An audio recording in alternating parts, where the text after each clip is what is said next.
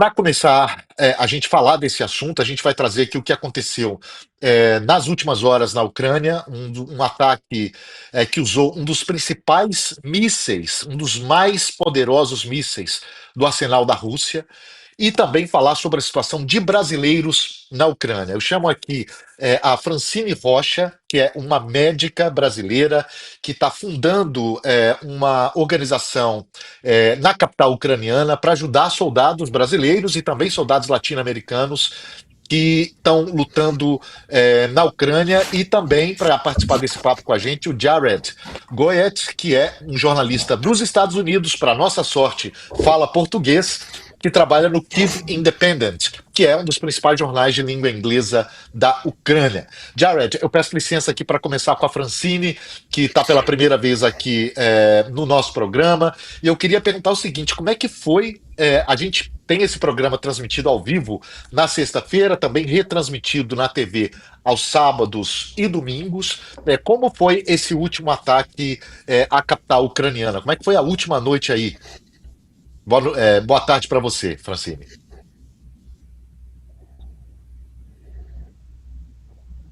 A minha internet hoje consegue me ouvir? Vocês veem aí, essa é uma das dificuldades. Metade da capital ucraniana está às escuras, metade está às escuras, provavelmente onde está a Francine também. A última informação que a gente tem é que o prefeito de Kiev pediu para quem tem a opção de deixar a cidade, que deixe a cidade, vá para um lugar onde há energia, porque não está fácil. A temperatura em Kiev nessa sexta chega a 8 graus negativos, a máxima é 8 graus negativos. A previsão para sábado e domingo é de até 17 graus negativos. E aí eu vou para o Jared, então, antes, até que a Francine tente organizar o sinal dela. Eu sei que Tá está cortando muito difícil a completamente. situação aí, né, Jared? Como é que está a situação aí em Kiev nesse momento? Boa tarde para você. Boa tarde. Estava uma situação realmente difícil. Foi uma noite dura, uma noite longa. E o que me chama a atenção é que matou 4 pessoas, incluindo um socorrista, usando um ataque duplo, não, onde o drone atinge o prédio, e eles esperam até que o socorro chega e ataca de novo, matando os paramédicos. Matou um paramédico e 4 outros foram feridos. Eu não consegui dormir, e eu tinha que acordar para poder cobrir o ataque. Esse é o dia mais frio até agora deste inverno. Eu acho que isso não é coincidência. Acho que isso foi assim, bem pensado em atacar, principalmente neste dia, que é o dia mais frio que a gente já teve deste ano, deste inverno. Pois é, e a gente teve também o uso de um míssil, o Osenik, que é um dos mísseis mais poderosos do arsenal russo, e não por acaso, muito simbolicamente, esses mísseis são capazes, inclusive, de carregar ogivas nucleares. São mísseis imensos. Esses, especificamente, não estavam com ogivas nucleares, não estavam com armas nucleares, mas o alvo foi a 50 quilômetros da fronteira com a Polônia. Portanto, 50 quilômetros da fronteira da União Europeia, 50 quilômetros da fronteira da OTAN. Vamos ver, então, as imagens desse ataque, desses mísseis atacando. Vocês vão perceber que a gente consegue ver apenas os flashes. São mísseis tão rápidos que chegam a voar 12 mil quilômetros por hora. Vejam aí.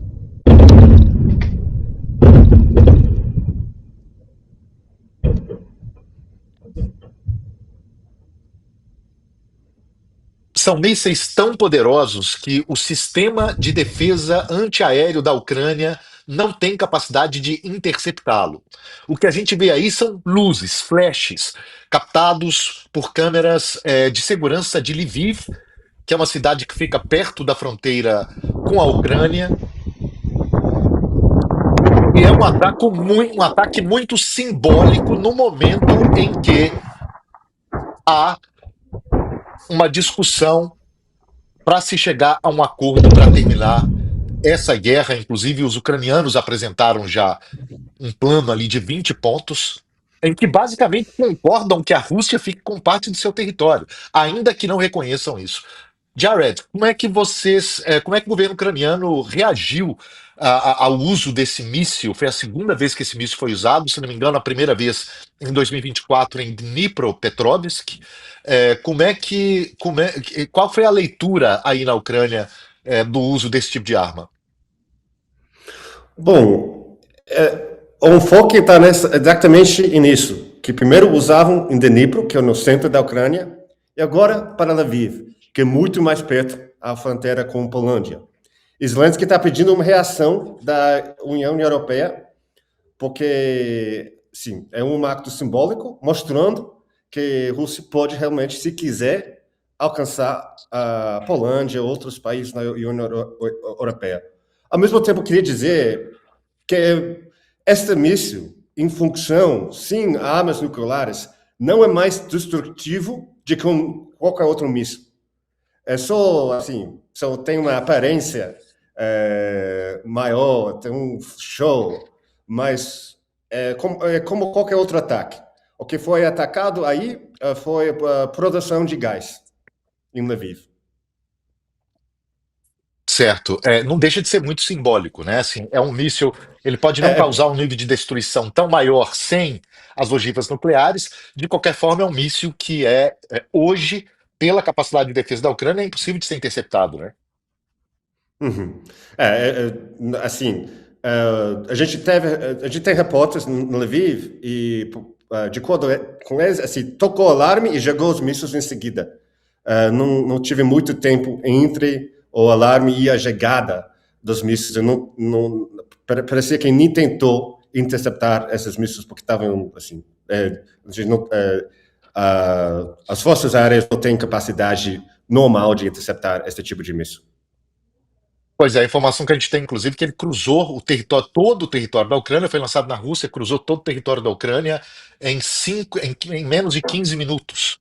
Né? Assim, a gente está falando aí Uhum. de um território que é imenso, de cruzar todo esse território em menos de 15 minutos para acertar esse alvo lá no oeste da Ucrânia. Francine, eu acho que está com a gente agora, não sei se a internet já resolveu, e para contextualizar para vocês aqui, falar com a Ucrânia hoje é difícil, porque a gente tem esses momentos, de ataque, dois, de fornecimento de energia. Eu não sei se é o seu caso, Francine, se você está sem energia É, aí no lugar onde você está. Boa tarde. sim, a gente está. Boa tarde, tudo bem? A gente está sem energia desde o período da manhã. De fato, a madrugada foi muito tensa aqui. E a energia em si não é um problema tão grande quanto o aquecimento, né?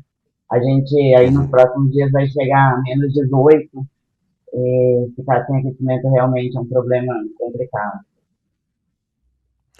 Pois é, eu quero No trazer. meu, Diga, diga, desculpa, diga, Jared. tem 6 mil prédios grandes sem aquecimento agora em Kiev. E outros prédios como o meu não tem aquecimento quando não tem eletricidade.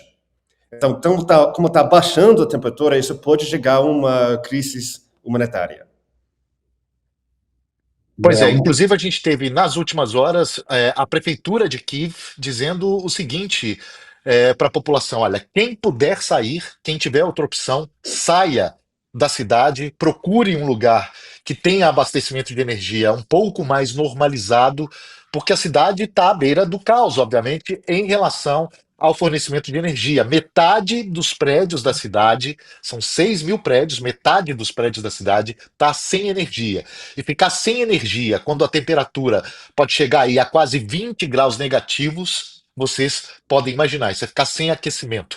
Aqui no Reino Unido a gente tem muita dificuldade quando está 5 negativos, quando está 2 negativos. Vocês imaginam quando está 20 graus negativos, a gente está falando de uma temperatura muitíssimo baixa. Mas eu quero mudar um pouco, trazer um pouco a discussão para a situação dos soldados brasileiros que estão aí na Ucrânia, e por esse motivo a gente convidou a Francine para falar com a gente. Ela que é uma médica formada na Bolívia, já participou de várias missões humanitárias, e a última delas, obviamente, aí na Ucrânia, né? E ela está fundando uma ONG que é chamada Soldiers House, ou Casa dos Soldados, na tradução para o português, para ajudar essa comunidade. E aí eu pergunto para você, Francine, por que você decide fundar essa associação aí nesse momento? Olha, eu acho que agora é um momento mais crítico que a gente está passando, porque houve um aumento exponencial da quantidade de soldados, principalmente brasileiros. Não podemos esquecer dos colombianos, ainda que os números são ainda maiores. E nesses últimos meses, com esse aumento, consequentemente, vieram um aumento dos problemas, das baixas e dos familiares procurando ajuda. E a sensação que a gente tem aqui é que, de certa maneira, os latinos eles são abandonados, porque se a gente tomar em conta a questão socioeconômica, a maioria dos familiares não tem conhecimento, é muito difícil você se deslocar até a Ucrânia, pelas barreiras de idioma, pelas barreiras, às vezes os familiares não têm nem passaporte e tudo mais. Então, mais do que na hora, eu acho que a gente precisa abraçar e dar a mão para esses brasileiros que estão passando por essas situações, sabe? Pois é, e o Jared, eu sei que é um jornalista ucraniano que acompanha muito, um jornalista norte-americano que trabalha na Ucrânia, mas que acompanha muito essa questão dos soldados latino-americanos, dos latino-americanos que estão lutando na Ucrânia. E problemas não param de aparecer, né, Jared? Você acompanha daí, eu também acompanho daqui quando estou na Ucrânia. Que tipo de problema você está investigando agora? Como é que está a situação em relação aos latino-americanos, brasileiros principalmente, que estão lutando aí na Ucrânia, Jared? O que eu diria é que se tem unidades que funcionam, as pessoas que são pagas, que são tratadas bem, mas isso não são todos. E os piores casos que eu encontro são de brasileiros que não falam inglês e chegam a Ternopil, a oeste da Ucrânia, sem dinheiro, às vezes sem roupa adequada para o inverno, e dizendo que quer fazer parte do exército ucraniano. Essas pessoas, nessas situações, são muito vulneráveis, porque, sem ter pesquisado onde eles querem ir, eles dependem dos oficiais que indicam por onde vão. E é possível que vão para um lugar seguro e bom, e é possível que não. Então eu diria para alguém que está pensando, vem para a Ucrânia, pelo amor de Deus, eu não quero investigar sua morte. Investiga bem com qual idade você vai participar antes de vir para cá. Fala com outros brasileiros na unidade para ter certeza de onde você está indo e com quem você vai estar. Que tipo de problema você tem recebido aí? Assim, eu sei que você tem um contato muito grande com a comunidade brasileira aí, principalmente com os militares, né? A gente vê, inclusive, uma unidade brasileira, essa unidade com a qual eu gravei na região de Kharkiv. Eles chamam essa unidade de Cobra, uma referência a Snake, vocês veem aí, uma referência aos brasileiros que lutaram na Segunda Guerra Mundial. E um dos soldados que está nessa imagem, inclusive, depois que eu conversei com ele morreu 10 dias depois, numa ação russa. E não é esse aí exatamente, é outro soldado. E a gente só tem notícias. Uma delas, inclusive, eu vou pedir para a Bia daqui a pouco colocar essa imagem no ar, do Luiz Felipe Martim. Eu conversei hoje com a mãe dele, que é a dona Valéria, que mora lá no interior de São Paulo, uma pequena cidade. Luiz Felipe Martim é esse aí. Ele tinha 22 anos, foi para a Ucrânia com 22 anos, com essa ideia de lutar contra a Ucrânia, muito movido, segundo a mãe dele, pela situação política no Brasil. As pessoas às vezes incorporam a política brasileira na política da Ucrânia, o que é um grande erro, na minha opinião, porque você não pode fazer essa comparação, e acabam indo para a Ucrânia com essa mentalidade, mas chegam lá e o Luiz Felipe morre. E a família recebe informações muito desencontradas de que encontrou o corpo, não encontrou, de onde se tem direito à indenização, se não tem. São esses casos, esses tipos de casos, eu acredito, Francine, não são uma exceção, né? Não. Diariamente a gente recebe esse tipo de pedido de ajuda. É, eu entendo, obviamente, a dor das famílias, né? Principalmente eu vejo que o maior motivo da dor dos familiares é a questão de não ter o corpo, né? Aí o governo acaba entregando uma carta de desaparecimento e, de fato, como vai ser dado um atestado de óbito sem o corpo? Porém, é, essa questão do atestado de desaparecimento fica muito válido para os familiares, então alimenta, de certa maneira, uma esperança, certo? E também, isso não é privilégio dos brasileiros, né?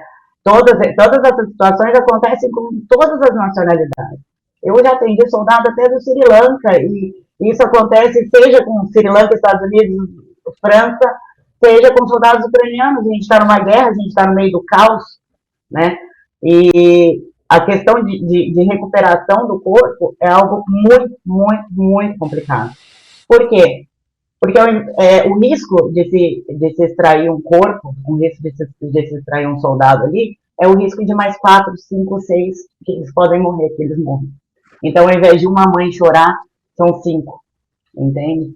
Então, eu tento, o meu papel aqui tentar fazer esse meio de campo, até às vezes direto com as unidades, algumas têm uma abertura, me dão uma abertura para poder conseguir fazer esse meio de campo. A gente tenta dar suporte psicológico aos familiares e jurídico, né?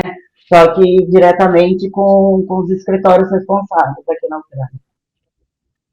Lembrando que um dos fatores que acabam deixando muito difícil de administrar essa situação é que, em tese, quando essas pessoas chegam à Ucrânia, elas têm que se comunicar com a embaixada brasileira, dizendo que estão lá. Eles não fazem isso, né? A maior parte não faz. Tem muitos que não fazem sequer com a família, né? Que vão para a Ucrânia e a família não sabe. Hoje a gente tem uma lista, e aí eu dirijo a minha pergunta para você, Francine, e para o Jared ao mesmo tempo. A gente tem um número oficial do Itamaraty, do Ministério das Relações Exteriores do Brasil, de que haveria 13 ou 14 brasileiros mortos confirmadamente na Ucrânia. Diante dessa situação hoje, a gente pode afirmar que esse número é muito maior, Francine? Com certeza. O que talvez esses dados não estejam batendo é porque não é dado ainda como morto a partir que tem a carta de desaparecimento, entende? Então, a partir do momento que o governo ele tem um prazo, né, para abrir uma investigação, a partir do momento que é dado a carta de desaparecimento, o governo tem um prazo, a unidade tem um prazo para fazer essa investigação, e por volta dos 6 meses para frente é que sai de fato o atestado de óbito. Então, esses números tendem a subir a partir do momento que oficialmente os soldados sejam declarados como tombados. Você estima em quantos os mortos, mais ou menos, Francine? Eu sei que não dá para ter um número exato, mas uma estimativa. Nós estamos aí na casa de o quê? Das dezenas, 40, Olha, 50? eu acredito que já deve estar chegando aí próximo dos 60. Certo. Pelo menos as Jared, inclusive, listagens extraoficiais. se você quiser encaminhar uma pergunta para a Francine, fique muito à vontade, mas eu queria um comentário seu Uhum. sobre essa enorme diferença também entre os números. Lembrando que, numa guerra, esses números são tratados com um grau de segredo muito grande, né? O governo ucraniano, obviamente, não revela quantos ucranianos morreram, é tudo estimativa. E nessa questão, você acha que obviamente, você já colocou isso, os soldados estrangeiros, particularmente os latino-americanos e mais especificamente os brasileiros, estão numa situação muito mais vulnerável do que a dos próprios ucranianos, Jared, você acha? Acho que sim. Bom, você tem ucranianos que também são vulneráveis, principalmente os que são mobilized, não? Mas eu queria dizer duas coisas. Sim, tipo de problemas que a gente encontra são administrativas envolvendo o pagamento não é suficiente, às vezes não chega ao tempo. Há até coisas muito mais sérias, como tipo falta de treinamento apropriado ou falta de equipamento apropriado. Como eu falei ontem com um soldado brasileiro que está aqui há muito tempo, que ele foi mandado por Pokrovsk, uma das cidades mais quentes na frente, sem equipamento anti-drone adequado. Mas o trabalho de Francine é muito importante porque facilita que pessoas como ele sabem de seus direitos e depois de que eles passam 6 meses na Ucrânia, eles podem negar missões e dizer que vão quebrar o contrato. E isso foi o que esse brasileiro fez. Ele sabia que ele não tinha equipamento adequado e não foi. E também, assim, queria dizer, se tem muitos problemas, mas isso não muda o fato de que vem lutar para a Ucrânia é uma decisão corajosa e justa. Eu não podia fazer meu trabalho sem os soldados ucranianos, brasileiros, etc., que estão lutando para a Ucrânia. A jornalismo independente, às vezes, é difícil na Ucrânia, mas é impossível sob ocupação russa. Sob a ocupação da Rússia, os jornalistas independentes são assassinados, torturados, extirpados. A gente tem muitos casos disso. Então, eu tenho que, assim, se tem muitos problemas, mas é só por causa do trabalho desses soldados brasileiros e ucranianos e todos que estão lutando contra a Rússia, que eu estou protegido e que eu posso seguir trabalhando. Acho que é importante clarificar isso. Essa questão das unidades é algo, sim, muito delicado, certo? O meu papel também na questão da orientação é que, por favor, venham muito bem munidos de informações, venham com dinheiro. A gente recebe diariamente problemas de pessoas que perderam um voo em Madrid e não tem dinheiro nem para comer no aeroporto. Entende? A gente tem que pensar que a gente está indo para uma guerra e aqui qualquer coisa pode acontecer. E se já é difícil ter um plano B com dinheiro, imagina sem dinheiro. E a gente se depara com uma pessoa, muitas vezes, indo dormir no metrô, na neve. Entende? Então, por isso também foi um dos motivos da gente desenvolver o centro. Para que isso não aconteça. Mas, em contrapartida, eu também vi casos de unidades que dão o suporte, que pagam direitinho, que eu acompanho um soldado no hospital, ele recebe semanalmente insumos, alimentação, mas, infelizmente, a grande maioria não é assim. Isso não é uma verdade absoluta, são exceções, infelizmente. Só falando sobre as unidades. É isso. Eu já coloquei isso aqui várias vezes no Mapa Mundi, com base, enfim, em todas as viagens que eu fiz à Ucrânia. Eu tive 9 vezes do país, a maior parte delas eu encontrei com soldados brasileiros que estão lutando por lá, e é uma decisão que tem que ser muito pensada. Tecnicamente, eles deixam de ser mercenários quando entram no exército ucraniano, portanto, é uma nominação que legalmente é errada, porque eles estão ali no chapéu, passam a ser militares do exército ucraniano, mas como figuras estrangeiras que estão lutando ali, eles ainda são sujeitos às leis internacionais e, no caso do Brasil, são sujeitos também às leis brasileiras. O governo brasileiro recentemente divulgou mais uma nota sobre essa questão, sobre a questão dos brasileiros, desaconselhando que os brasileiros aceitem contratos para lutar em outros países, lembrando que há brasileiros lutando tanto pela Rússia quanto pela Ucrânia nessa guerra. E a situação, como disse o Jared e como disse a Francine, a situação está cada vez mais grave porque há um número cada vez maior de brasileiros e, obviamente, um número cada vez maior de mortes de brasileiros e de problemas entre brasileiros. E é isso, olha, eu agradeço imensamente a participação da Francine e do Jared. Antes de me despedir de vocês, eu queria que você fez inclusive um post nas suas redes sociais, Francine. Eu queria que você deixasse aqui uma última mensagem para quem está pensando em lutar na Ucrânia, deixar o Brasil para lutar aí na Ucrânia. Se isso não for o seu sonho, não vem para a guerra. Entende? Não é como a gente imagina. Isso aqui não é um filme. Isso não é uma aventura, não é um turismo. Você vai chegar aqui, você vai se deparar com situações graves e muitas vezes a ajuda não vai chegar. Então tenham essa consciência, tenham isso em mente. É muito, muito mais difícil realmente do que vocês imaginam estar aqui. Jared. Você vai perder a mente, suas manhãs vão chorar. Queria só adicionar alguma coisa. Se você está vindo cá para, assim, achando que vai ganhar muito dinheiro, não vale a pena.